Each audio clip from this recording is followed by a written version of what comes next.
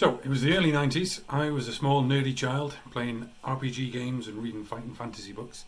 And that game that you just saw me ruin the intro to got released. It was called Captive. And in the game, you had a briefcase computer and you used it to pilot 4 droids across the universe to try and save you. Now, I'll not go into the details of that, but if you're into that kind of thing, look that game up because it's really, really important. Anyway, a friend of mine gave me a 12-volt monitor, about 15-inch, a few months ago, and when it ended up on a shelf beside an empty briefcase, it was only a matter of time. So then the briefcase computer was born. Stick around and I'll show you how I did it.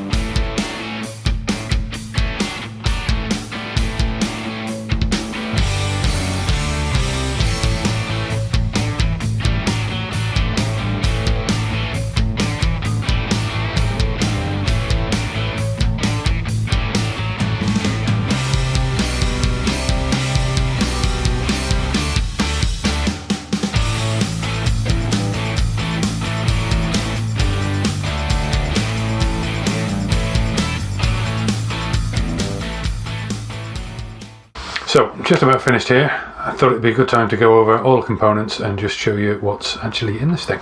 So we have an external power supply and also a LiPo battery. They go through to buck converter that converts that back down to 5 volts. 5 volts powers this UPS hat, and I'll go into that in a minute, which then powers the Raspberry Pi. Now the 12 volt also goes directly to the screen, which runs on 12 volt, and that can run obviously from the battery or the external supply.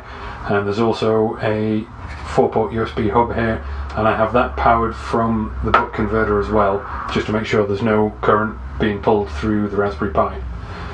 Then we have an Adafruit speaker bonnet, they call it, because it's not quite a hat apparently, and 3-watt amplifier speakers, and a tiny little power button.